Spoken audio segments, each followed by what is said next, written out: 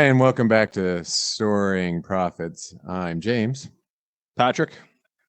And so the last video we just shot, the genius over here, Patrick, was running us through like the market and how that housing and stuff was going through the market. And kind of fortuitously, I got off and I started doing some other stuff on Facebook, and I was looking at rentals because I often look at rentals and rental rates and how much rent is going for, so I can keep track of my personal properties. And when I have people come in, I want to have appropriate rents, and if they go up, I'd like to get that money. I don't want to leave any money on the table, as Pat has often said to me. And what I noticed is that there was a lot of comments underneath about how us as landlords are gouging, that we keep on increasing the prices of rent, yet our mortgage stays the same, and that's just unfair. And I don't think that they look at, because if you're not a landlord, you don't know the cost of being a landlord.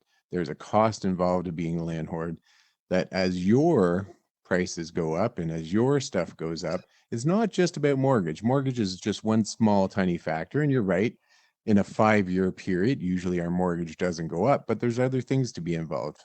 Isn't that right, Pat? Absolutely, James. Well, again, kind of like you and I have talked in the past before. I've built a multi-million-dollar portfolio of multifamily residential property, and that's what you've done yourself in the last little while here. Is you've turned a property into a multifamily as well, and are continuing and looking to grow. So when you're analyzing a deal, and when we're hearing, the conversations that are out there right now in regards to what the market should bear, there's a lot of things to keep in account. First of all, you're absolutely right. The mortgage cost itself is super important. If you're buying that property and you're leveraged, so here in Canada, we're able to purchase properties. First-time home buyers can have as little as 5% down. Most buyers go in at 10%. It gives them a little better rate. The bank is more willing to deal with them. And especially if you're not a first-time home buyer, you have to go in with that 10%. From there, anyone else that's buying a secondary property, you're buying it at 20%. So real estate markets, the way that they are right now, you buy a 5, 6, let's call it, let's use round numbers. Let's call it $1 million property you're going to be buying for a multifamily. Well, that requires that you're going to come up with $200,000 in cash. That's not something that you can be leveraged against to a bank. So a prime lender is going to say that you need to come to them with 20% down. Okay. So I'm going to ask you, if you were to go into a business and you had to come up with $200,000 worth of cash yourself, would you say that that's a bit prohibitive for the average person? It definitely would hold me back a little bit. Absolutely. It's hard to come up with that starting cash, and you start at a $200,000 deficit. So you're already in the negative. Right. So now, okay, you walk in the door, you're down $200,000. You have only hope is going to get you there to your equity value. You hope that that property goes to 1.1 million, 1.2 million, 1.3 million. And these numbers seem great, right? We're going to have constant growth. But you have risk. What if a tenant doesn't come in and pay rent? What if he damages or she damages the property? What if they got a Rottweiler that likes to eat doors? Which all of those things have happened to both of us. Right. Absolutely. Every time a tenant moves out, it probably costs me $500 to $1,000 to repair, even if they're good tenants, because you got the wear and tear on the floors, you got the wear and tear on the pipes, you got the wear and tear on the walls, because you want to refresh the paint, because there's hand marks and stuff like that. And if there's a kid involved, they usually draw on the walls. I got some drawings downstairs right now that I have to paint over. So there's more every time a tenant moves out. There's that cost as well. Right. Absolutely. So first of all, you have the property acquisition cost. So let's go back to our $1 million property. Yeah. You had real estate costs, you had legal costs, you had your lawyer, you had all of these things that go with purchasing the property or selling. And sorry, I don't mean to interrupt, but in my case, I had to invest $10,000 downstairs. Right. Because it wasn't ready. Give me a little bit. Tell me a little bit about what you did, and then we can cut, because I think a lot of people could use what you've done as a jumping off point. What happened is I separated from my wife. I bought the house from her, gave her all the money that would make it equitable deal for her and I. And then I talked to you, and you led me through the process. I had to get a contractor, and I had to make 2 apartments in my house. Right. So downstairs, I already had a bathroom downstairs that was lovely, but I had to, there was a kitchen kind of roughed in, and I had to make that a livable kitchen for a family. I Right. had to make a furnace room. I had to split that up and make it into a bedroom. I had rugs from, like, I don't know if you've ever seen an orange shag rug. Most people don't Again, want to live again, I'm a lot orange shag. younger. Yeah. Yeah, a lot younger. But Right. anyway, I don't think orange shag has come back yet. I'm sure it will in the future because that's Some what point. Yep. happens. Yep. But so I had to invest in $5,000 worth of flooring to floor the whole place. Right. I had to update things, paint walls. I put these lovely French doors in just to make it all marketable. And fortunately, I was able to do a lot of that work myself, but I also Right. needed to have contractors and plumbers and electricians come in that are a little bit more expensive. Right. So I had, before I even started, before I got a dollar from anybody, I was up around $10,000 just walking Right. in. And So plus, that's I had just re-leveraged my mortgage. So I right. went from a low, because I bought my house 30 years ago, I went from a very low mortgage to a high mortgage that is closer to what today's mortgage, well, not today's, but what they were back then. And Right. so here I had all of that to contend with, and I hadn't earned a dollar yet, Right.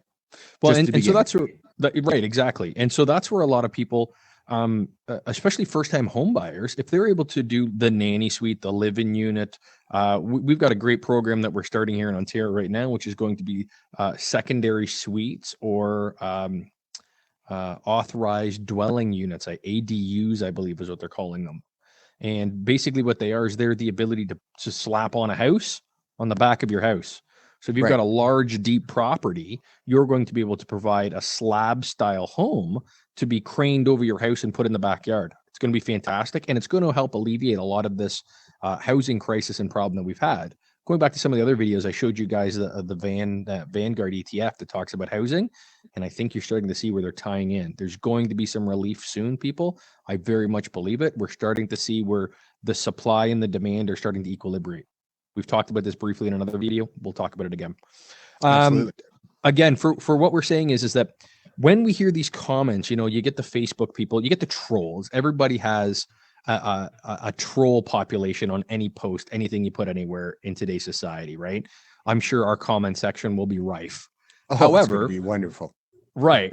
However, the issue is that people don't truly understand when you have to go in and you have to clean up after someone that's been in your unit and it's disgusting. There has to be a value put to that, right? We've been very fortunate as real estate investors that we've had a good chunk move up in the market of late, but that's traditionally a trend line like we've talked about before. But we also are going to see massive pullbacks. So right now we seem like geniuses that would, oh, we got into the real estate market, everything's great. However, when the market pulls back 15, 20, 30% sometime soon, we're going to look like we got egg all over our face. And to me, that's when we want to buy more. That's when Mhm. when people are fearful and we see that trend line down, that's when you want to be greedy. And that's the way the whole stock market is based. And that's what we're Not thinking. really proving the point that we're not slumlords, but No, but so the concept of greed you're is absolutely right. We are providing a service. Someone has to do it. Someone has to own that property in order for renters to get into it. And right now, it is very but hard to do buy a you house. consider yourself a slumlord? I by no means consider Oh, myself a not at all. slumlord. Like I No? treat my tenants with care, and I'm constantly making sure that things are right and Right. things are good. I check in with them all the time and say, Yep. "Hey, you got a light bulb out? What do you need?" Right. And I'm always on the property cleaning outside, and I put in flowers. I even have a vegetable garden that the kid downstairs gets to pull out carrots and stuff like that. I go Right. above and beyond, which I probably don't need to, but I enjoy it. I like Sure. making people happy. Right. But let's get into some of the other costs that people don't know, like these people that are calling us slumlords and saying our rents are so high. Well, my property taxes has gone up every year in the last 5 years, every year, by a Yep. huge amount. My Right. gas prices. So I like, not every landlord pays their gas. Some landlords have their gas paid for, but in my case, I pay for the gas. I pay for the internet. I pay for the hydro. All of that has gone up exponentially. And all of that is cost I'm eating, because I can't raise, if someone's living in my house, say for that 5-year stance, I can't raise the rent to match Yep. that. So Right. as my costs are going up, the cost of rent I'm getting is very low. The only way I can change that is if my renter decides to leave, and I can bring someone else in, and I raise the rent then. But otherwise, I'm not getting, I'm getting a smaller and smaller chunk as it goes on, because of all of these increases that the people out here are facing that are renting. You're dealing with all these extra costs too. And then I got to feed my family. Like, I got to buy groceries. I got to do all that too. And all of that is cost against my net. Right. 100%. Absolutely right. The thing that I think that as we grow and develop as landlords, the big thing that is going to separate, the rookies from the moderate to the more mature is how your money grows within your portfolio. Okay. And what I mean by that is how you're going to take the equity shares of your properties, roll them over, borrow against the leverage that you've created in your properties to create additional properties in your portfolio. And this is where I think, the slumlord title or the landlord title becomes a bit of a bad name, is because real estate is truly one of the fastest growth mechanisms for wealth. So if you're in a position where you can start working on a portfolio or house hacking, and house hacking is a topic that we're going to look at in great depth over a while, because it's how James started, right? He took his upper unit, split it, put somebody else in the basement, rented out rooms. He hacked his house to lower his fixed costs to a value that he could save and save and save and save and save and build, right? So house hacking is a very interesting concept, and there's a ton of resources, and we'll talk about it. Then you get into your first property, and your first property, the bank looks at you and they go, "Have you ever done this before? We're going to give you a lot of money here. Have you ever done this before?" Then all of a sudden, when you go for your second, third, fourth, and fifth, they just kind of go, "How much do you want?" It's getting that first start. Now, Yeah, it's that proven concept, and that's what I'm dealing right, with right now. I've proved my concept, so when I go into the bank, it's not such of a challenge, because it's right. more about, how can I help you reach your next level? Because you've done it, we want you to make more. We want you Well, to keep when on was the growing, last time because you walked as in the you bank? grow, it gets better for Right. them. Yeah. When was the last time that you walked in the bank that they weren't offering you more money? Oh, I don't even have to walk into the bank anymore. I Right. get emails. Every time I slide my card into something, it tells me that I need to increase my credit, or Right. come in and see them. Or I've gotten a phone call like every month from some banker to asking me, hey, do you want to increase? I see you have money here. I see it. Like, once you start, they want to get you involved more and more and more. Well, it's like anything, is that as soon as you are a proven successful commodity, your value goes up. Okay. Mhm. So what you're doing is you're starting off now and you're proving your base. Okay. I've handled the one property. Now you go to the next property. I've handled the two properties. Now I move up and I've handled the three properties. And as that grows and snowballs, you're able to grow exponentially. And this is where, unfortunately, I think in our society, we look at people that have wealth and are growing businesses. And if they didn't start off as nobodies or nothings, we have this like, well, they must have screwed people on their way to the top. And I think that's counterintuitive of society. Everyone, we all want the underdog story, but nobody realizes how the underdog gets there. The underdog gets there by working his tail off and making some good Yeah. decisions along the way, and a lot of luck, Yeah. right? So this is where we're at right now, is that by the time we end up paying a mortgage, we have property taxes that continue to rise every day, like you're saying. They go Oh, up and up and yeah. up, and we'll never be able to pay those off. No. Right? If we have a tenant that comes in for 30 years and they move in and they live there in perpetuity, and hey, they're great tenants, so we don't raise their rents ever, Yeah. eventually the taxes are going to outflux the rent. That's right. That's a fact. That's a fact. Absolutely true. So that's why Yeah. we have to see those steady increases. as well, you got to feed your family. Mhm. So And it's a business. I didn't get it's into got to this be. because it's not a business. I got Right. into it because I wanted to make money. I'm Right. taking all the risk. All the risk 100%. is on me. The renter that I have rented, if I lose my home, they're going to move to another rental. Right. I lose everything. The Right. risk is me, not theirs. So I have Exactly. to ensure, so they can stay here, I have to ensure that I'm making enough money that I can grow. If I don't make enough money, then I lose everything. And then Right. what does that help? That Well, helps no one. exactly. And a great thing to look at and to think about when we're doing this sort of thing is that inflation this year is pegged at about 7.5%. Okay. So if you go out and you buy a widget, that widget, it should go up in price about 7.5%. That's taking into the entire market of all things purchased. Okay. I guarantee that if you're staying at a property and you've been there for the last couple of years, you're not going to see a 7% increase today. You're not going to see it tomorrow. Because we in Canada, we have legislation that are forcing landlords to raise at a set price every year. Mhm. Now, most of us don't.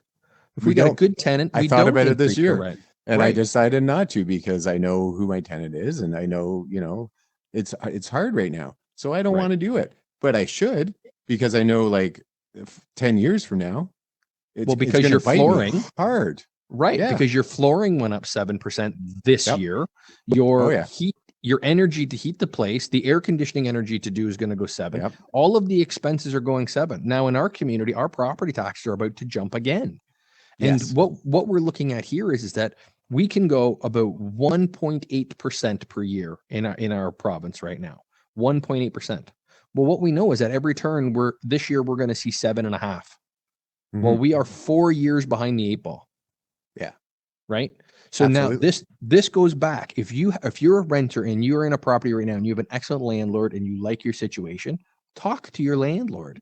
If you're a landlord and you have an under market value renter, talk to your renter. There's a Yes. 1,001 ways to skin this cat. What I see all too often, and I've had it in situations where I haven't been engaged enough with my tenants and Right. where I've been over engaged, where we're constantly talking and it's like, oh Both my are gosh, a both are problem. problematic, Absolutely. right? I've done both as well. And I've come to you and went, okay, this is where I went. And you've Right. helped me out with it. It is 100%. definitely both are a danger. Yes. Right. I've had situations where I've had to wait in the backyard in driveways waiting for renters to leave and catch them to do an eviction or to serve them with documents and that sort of thing because they just fall off the radar and they figure that, oh, he's a busy guy. He's not gonna worry about it until I'm gone. You have to. This is a business. Yeah. You've got to have that communication. And when people fall off, it's usually Hmm. for a reason. You get that Yeah. little spidey sense going, you know that there's something going on. So, like I've said, is Yeah. I've literally staked out in the parking lots, being like, no, you're not getting away with this. We're gonna Nope. have a conversation about Yeah. this, right, Yeah. wrong, or indifferent, whether I get what I need or want out of them at the end of the day. Yeah. You're gonna have a Well, conversation with me. because what happens is that you and I are nice guys to a point, and we might let a month lapse. Well, that Right. month is a whole month of rent that we're not going to get if we ask them to leave. Right. So once they get behind 2 months, well, Right. you got to ask them to leave because I got to pay everything that's in there. So Right. you ask them to leave, and then they decide, well, I'll just dodge them, and I don't have to pay him. Like, is he going to Right. come after me for that amount of money? And now Likely you're looking at not. the third. Yeah. Yep. And then you get nothing. And then Exactly. now you don't have that 2 month income, but yet you have to go in there and likely it's not going to be the best shape. And you have to Right. go in there and you have to invest money that you didn't get for 2 months. Exactly. And that is a negative that pulls back. And these are the things that when we get called slumlords, that I wish these people would look at and think, like there's a lot more to it. We're not just price gouging. We are trying to adapt and develop in a situation that is just as hard for you as us. Like COVID was hard on us too. Our money went down just as much as your money went down. Like if I go back to when it first happened, I almost had a heart attack when Ford came up on on the news and said, "Okay, people, you won't have to pay your rents. It's okay. We're not going to allow landlords to evict you." I believe that's what he said. Yep. I'm paraphrasing. I remember I called Pat immediately. Like it wasn't even a second past that the words were out of Ford's mouth, and I'm like, what is going on? Now, fortunately, I think it was 24 hours, and Ford came back on and went, "Whoa, wait a second here. Right. You know, let's work it." Because Yeah. what they were trying to say, and what I was getting from renters, not my renters, but other renters, was, well, you can go to the bank and get a hold on your mortgage. Well, sure, that's great, but that means that say I hold my mortgage for a year. Now I'm a year behind. I haven't made any money for a year. Well, how is that going to help me when the year comes up? The bank wants their money. Right. How do I pay that? Right. So to say that, well, we can hold our mortgage, that's not a thing. That's not real. The bank wants their money. They don't have feelings. That's not the way the bank works. I don't know if you know that. I bet Right. you know that. Yeah. The bank doesn't care. You Right. can't go to the bank and go, oh, my tenant doesn't have any money, Yeah. My cat died. so I can't pay you. Right. Can we work something? Well, no, Yep. you can sell a house, Yep. can't you? And then you can pay Right. us. Well, That's that's where the where bank goes. Yeah, absolutely, and that's where when Ford, Premier Ford in Ontario, he's the Doug Ford is the premier, which would be the same as the governor in the states. So when he came out during COVID, we ended up in Canada where we had CERB, which was an economic relief stimulus plan that was similar to what Trump had put out with the economic relief package. And Ford came out and basically put on a moratorium of evictions. Well, again, there's millions of evictions a year, whether it be through the mortgage side or through the civil law Landlord Tenant Act here in Ontario. Well, all of a sudden, when you stop them, our landlord and tenant bureau that takes care of this is a judicial court system. So they end up backlogged like any legal system. Now, all of a sudden, you end up in a situation where we have years and years and years of potential tenant landlord issues. Um, that that is going to take a long time to get through.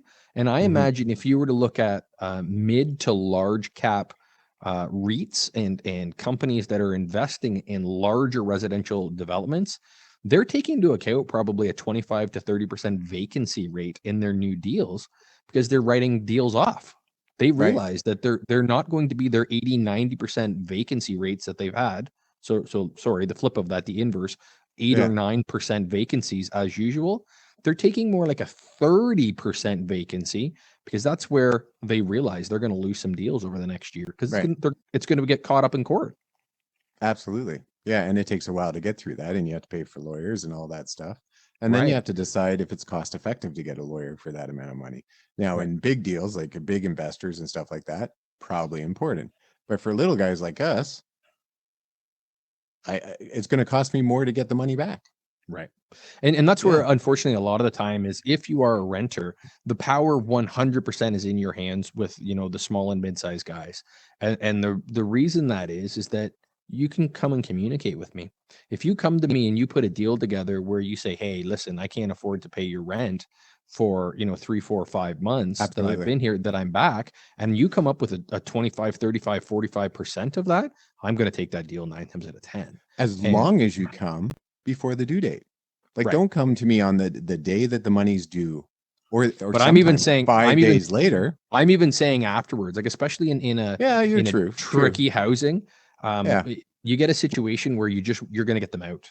So for yeah, 40 cents in the dollar, I can get rid of you and I can bring somebody in. I can raise the rate. yeah, But that's another thing. That's why the rates yeah. go higher. Is because okay, so like a lot of my 2 bedroom units, for instance, are currently because I've had tenants in there for a while, Yeah, are about $1,500 a two bedroom. Okay, right. in the area where we are here right now, probably I'm leaving probably 400 to five hundred I'd say dollars a month on 400 the easy. table. Yep. Right.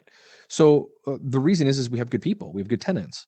Hmm. So as you become more problematic, the more I'm willing to say, sorry, Yeah. no, you're out, because I know Hmm. that I can increase my rental roll, right? And then I can how commercial real estate works is that it's all based off capex, which is your capital expenditure. So it's an equation. You're going to break down what the rent roll is, what the costs of your money, your ROI, your return on investment, and you're going to be able to work out a capex. So it's going to be a percentage, and it's usually under 10%. Some deals, the better quality deals, you don't have to do anything. You don't have to go in and change anything. You just move, you buy it and you move somebody in. You're going to have a lower cap rate than somewhere where you need to put some extra sweat equity into it. You're going to need to repaint. You're going to need a new kitchen. You're going to need that. And they're expecting that after that deal starts, that's where you're going to have your upside. So you buy a $100,000 property, you put 10,000 into it. That property is now worth 125,000. You've given a capital expenditure that is valued at that, and you have growth. And that's where, as a landlord, we get the upside of that. If we get good tenants and that keep the property in good shape and are good people and pay their rent, we get the benefit of that. You get one bad tenant though, Oh, it's gone. Poof. it's a There nightmare. goes your capital expenditure. Yeah. And Not that's only that, risk. it's a nightmare because it's heavy on their side. To Right. remove a tenant is hard. It's not as easy as it seems, right?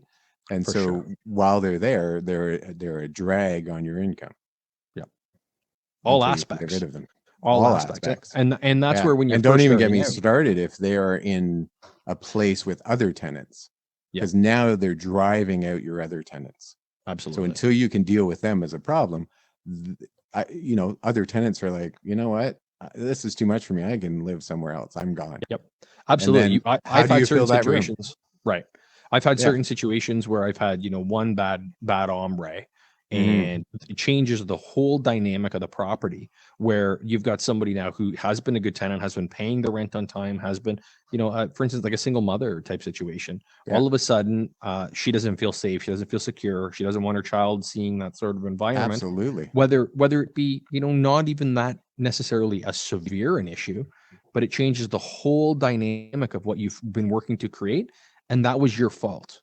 That was your fault as a landlord because you didn't screen that appropriately. That's And right. for myself, I think I've said before, I have a 12-year-old daughter, and what I'm trying to do is I'm trying to build a portfolio and a business that one day I'm going to be able to hand off to her, and that she's going to be able to take on, grow, and develop. And one of the things that you and I have talked about before is my daughter at 12 years old is sitting in Tim Hortons with me screening potential client Yes. candidates. Yeah. Right. She's interviewing people. She's getting this as an Yep. opportunity where Mhm. it's allowing her to grow as a person, as a professional. I don't know. I think I would argue at 12 years old, she's starting to get a pretty good handle on the real estate market. Oh, she has a great handle on it. And I Right. love the whole idea of it because she's learning in a safety net. Like Totally. there's very little risk for her, but Right. yet she is getting to make decisions. Like I remember some of the, like you'd come after and you'd tell me some of the conversations that she'd have, and she'd be like, I didn't really get a good vibe from that guy. Right. And she would list off the reasons why, and it would be like the reasons that you and I would say. Yep. It wasn't that he smelled, it was actual concrete Right. reasons of why he wouldn't make a good tenant. And I think that's a Absolutely. beautiful thing. And I think that, yeah, your portfolio will be in really good hands when you're in the retirement home and like I stopped You mean in my little visiting you. my little like unit on the back of her like mansion somewhere? That's the hope, at least, right? Oh yeah. For sure, she'll She be- keep you she better. I don't know. around. She's here somewhere. Yeah. I'm sure I can hear her somewhere. She's out on the beach, likely. She's Yeah. probably out on the beach. Yeah. Yeah. No, She likes the beach, doing her math, I think. right. Yeah. I got a math test tomorrow. So once I'm done this, we'll be hitting that. No, I think that right now, for myself, and we've talked at great length of this, is that I think the Canadian rental value is overstretched right now. I believe that even like the single family market, I was living in on a property, I put an offer in last week that went almost 30, I think it was just under 40%. It was like 38% over asking in a neighborhood that should Oh, not have gotten what they were asking. no, absolutely So not. when It's not you're a safe getting neighborhood. It's not a neighborhood I would want to raise a family. right, It does definitely have like a location thing that is right. very amazing, but that's all it had going for it. Like Well, in my it also position on needed that, reno. right. And my Yeah, position on that is that I was going to look at university students being able to go in, right. again, house hacking it, rooming it, that sort of thing. But even at that evaluation, it didn't cash flow. And see, these are some great segues into conversations that I'd love to be able to break down, to show people how to break down a deal and what I look Right. for in a deal. Like this property here they were asking $399, went for $6. in arguably a crack den neighborhood. Right. And when I was talking with the real estate agent that had it listed and sold it, she said, yeah, it was an out of town agent that they got the deal. Right. And So all they I can didn't know think the of, area. right. So Yeah. all I could think about at the time is that this poor family, likely out of town, likely GTA, Toronto, bigger Mhm. center, has come to this area and has probably swung and miss on, I would say no more than 20 offers. That's what tends Yeah. to be the average. What I'm hearing right now is young families Absolutely. are 10, 15, 20 offers before they're finally Mhm. swinging for the fences and getting that one deal that fits. So I look Right. at that and I say that's going to be a young family, likely didn't know the area very well, swung for the fences on a home that's going to take probably $50,000 to $70,000 to turn it into a family home, right? So now you're 600, let's call it 700,000 just for really round numbers, right? Sure. In a neighborhood that a year ago wouldn't have got 350. Not even close. Right. No. Yeah. So what you're doing now, and here's a greater thing, and I am no relationship expert, but I've I've learned enough in my life that if sex and finances are the two things that They're the will two break big up a breakers. family, Oh, oh, absolutely. Yeah. this poor family, they're going to walk in here. You're going to see the house up on the market again in 6 months It because won't be they're going to long. look because Yeah. they're going to look around and they're going to realize Yeah. that they vastly overpaid for this property Yeah. and they Their have no closest way out of it. neighbor is not someone you want to live beside. Shootings. It's just it's just not the place that would be. I think students would have been all right. I agree with you because they spend most of their time, like my experiences, they spend most of their time in a room working or they're Right. downtown. And it had that nature. It was close to a grocery store. That kind of thing was beautiful. But to raise my kids there, I wouldn't walk my kids anywhere down there. Like I would. There's It just there's places we're in the getting a little off Ukraine. topic here. Yeah. Places in the Ukraine. There's places in the Ukraine that are safer than where this place was. So I again, wish he was kidding. I right. wish. Yeah. Yeah.